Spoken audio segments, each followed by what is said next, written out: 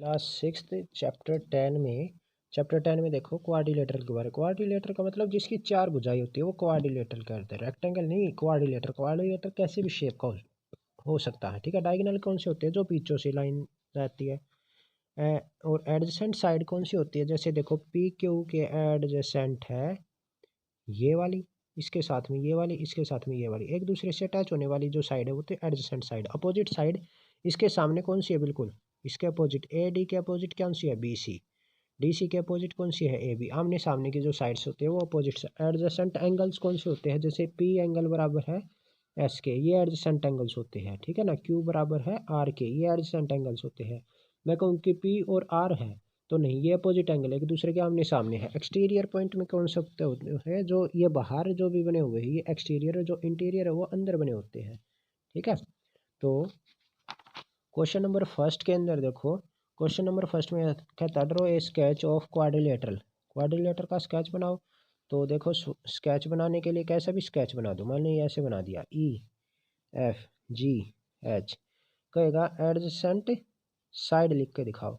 Adjacent side कौन सी होती है? ई एफ के एडजेसेंट होगी कौन सी भाई? F G. और कौन सी? E H. ऐसे लिखने हैं। अपोजिट साइड्स बोले तो क्या? जी एच के अपोजिट ई एफ, ऐसे लिख लो, ठीक है। क्वाड्रिलेटरल ये क्लासिफिकेशन कर लेना। अब देखो name all the point on which lies the interior of quadrilateral. Interior कौन कौन से पॉइंट लाइज करते हैं? के एल एम, है ना। एक्सटीरियर पॉइंट कौन से हैं? जो बाहर लाइज करते हैं, जैसे एक्स है, वाई है, जेड है, डब्ल्यू है, ये एक्सटीरियर है। ओन का मतलब इस लाइन पे लाइज करने वाले कौन से है? एस है, आर है, क्यू है, पी है, ये on the quadrilateral region of on the quadrilateral region of this quadrilateral region के ऊपर लाइज करने वाले भाई। तो ये देखो ए डी बी है ना, ये सारे आगे। अब देखो is the adjoining figure is quadrilateral है अपोजिट। जस्टिफाई करनी है आपको आंसर, क्या ये क्वाड्रिलेटरल है? जस्टिफाई कर लेना। अब आगे देखो the angles of A quadrilateral 40, 30, 105, 185। Find out whether it is concave और कॉन्वेक्स ऑफ क्वाड्रिलेटरल।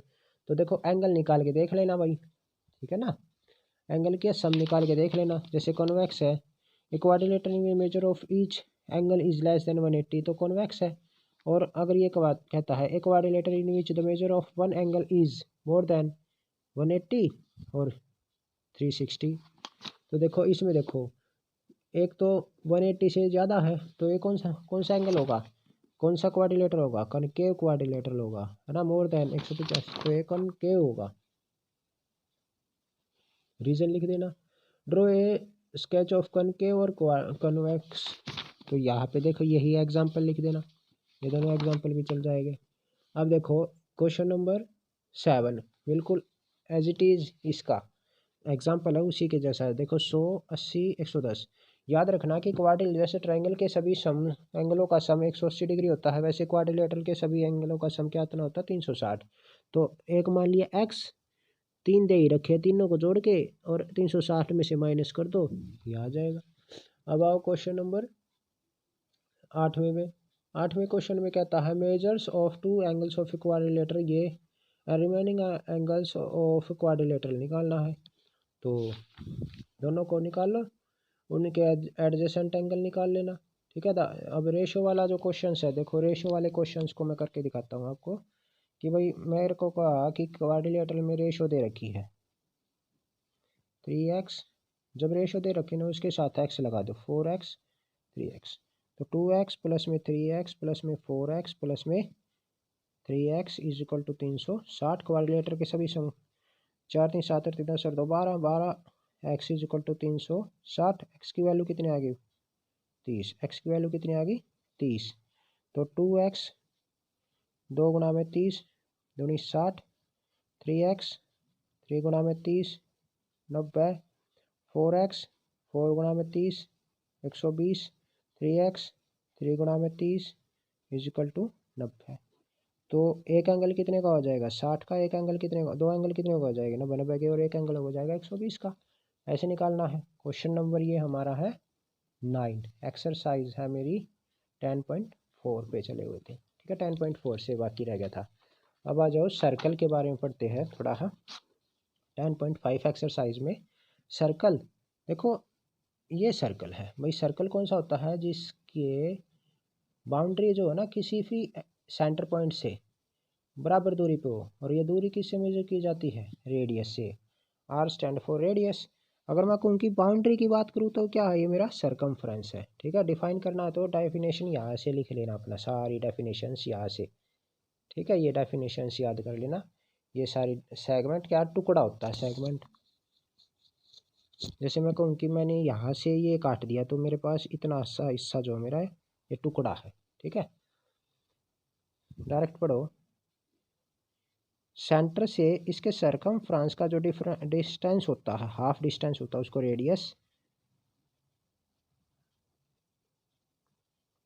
और कोई लाइन जो सरकमफ्रेंस पे टच करती हो और सेंटर से होकर गुजरती हो उसको डायमीटर,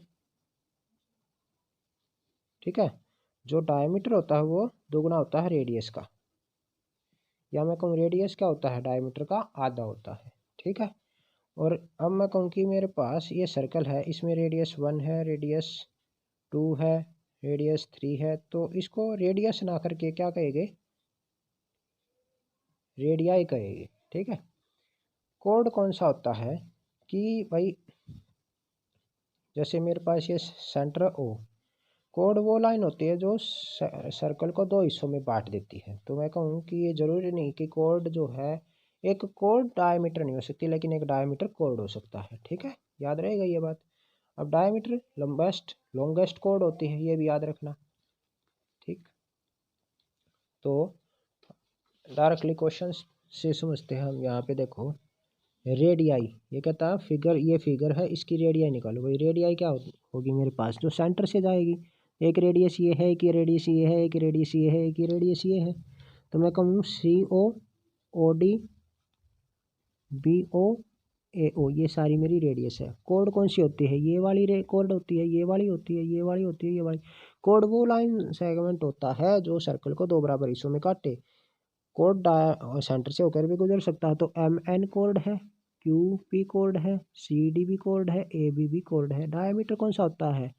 जो सेंटर से होकर के जाए और दो बराबर भागों में बांटे सरकमफ्रेंस से, तो डायमीटर CD का डायमीटर है। अब draw a circle and marks.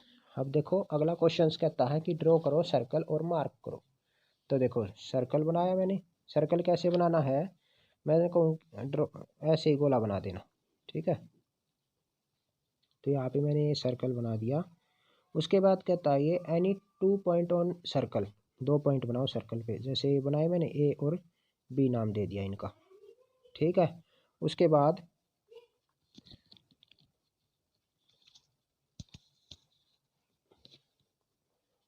बाद कहता है एनी 3 पॉइंट इंटीरियर 3 पॉइंट बोले तो अंदर बना दो, XYZ। एक्सटीरियर पॉइंट बोले तो PQR एक्सटीरियर। वैसे पॉइंट जो है ना हमेशा पॉइंट बड़े ABCD में लिखने हैं, ठीक है। ऐसे करना है तुम्हें। अब देखो मेजर आर्क और माइनर आर्क के बारे में पूछे तो यहाँ से देखो भाई, सेमी सर्कल का मतलब आधा सर्कल, ये सेमी सर्कल है, ठीक है। दो बराबर भागों में बांट देते हैं। Major arc, minor arc. ये जो आर्क, ये जो हिस्सा है ये कटा हुआ, ये तो माइनर है, और ये पूरे वाला ये क्या है? मेजर है। इसको क्या कहते हैं? आर्क, ठीक है जी। सेगमेंट कौन सा होता है? जो कोड के द्वारा कटे। याद रखो जो कोड काटेगी ना तो वो तो सेगमेंट बनेगा। जैसे मैं कहूँ कि ये सेगमेंट बन गया, ये इतना हिस्सा सेगमेंट है। ये वाला है बड़े वाला है तो मेजर, नीचे वाला है ये माइनर। सेक्टर रेडियस के द्वारा कटेगा, जो रेडियस काटेगी उसको सेक्टर कहते हैं। तो मैं कहूँ कि देखो मेरे पास ये सर्कल है, सेंटर से जो रेडियस ने ये वाला हिस्सा तो कहलाएगा सेक्टर। और अगर अगर मेरे पास एक सर्कल है और उस सर्कल में कोई कोड काट रही है, इस सर्कल को दो बराबर हिस्सों में बांट रही है, तो ये किसके द्वारा? कोड के द्वारा। ये किसके द्वारा? रेडियस। सेक्टर बनेगा रेडियस के द्वारा और सेगमेंट बनेगा कोड के द्वारा। सेक्टर का मतलब छोटा सा खंड, और सेगमेंट का मतलब टुकड़ा। ये तो देखो खंड बचा हुआ है और ये बचा हुआ है टुकड़ा, है ना। तो मेजर और माइनर आर्क, ये कहता है कि इसमें बताओ फिगर को देखकर मेजर और माइनर आर्क कौन सी होगी, बी सी छोटी माइनर आर्क। देखो गोला कर देना ऊपर गोल सा।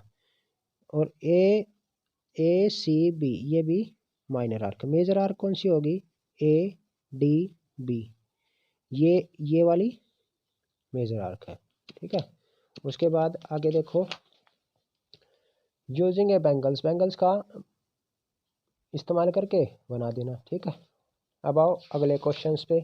क्वेश्चन नंबर सिक्स कहता है find the diameter of a circle whose radius are this. तो मैंने एक फार्मूला लिखवाया था कि जो मेरा पास डायमीटर होता है वो सर्कल का है वो रेडियस का 2 गुना होता है। तो आर की वैल्यू कितनी है 3, तो डी की वैल्यू कितनी हो जाएगी 3 गुना में जो डायमीटर का फार्मूला तो 2 इंटू आर है ना। तो 2 गुना में रेडियस की आर की वैल्यू कितनी है 3, तो डायमीटर कितना होगा 6, डायरेक्टली बड़ा कर देना। क्वेश्चन नंबर 7 में देखो, 7 में कहता कि डी की वैल्यू दे रखी है, इसमें आर की वैल्यू निकाल लो। तो मैंने बताया था कि रेडियस कैसे निकालते हैं, डायमीटर का आधा कर दो। डायमीटर कितना है मेरे पास 4, इसका हाफ किया तो आर की वैल्यू कितनी आ गई, तो ऐसे निकालना है। कोसेंट्रिक सर्कल के अंदर सर्कल, ये वाला जो है कोसेंट्रिक है, ये वाला कोसेंट्रिक नहीं है। सर्कल के अंदर सर्कल बनाए, ये कोसेंट्रिक सर्कल है, ये कोसेंट्रिक सर्कल है ना। तो अपना ये जो है चैप्टर 10 और चैप्टर 11 अच्छे से देख लेना एक बार।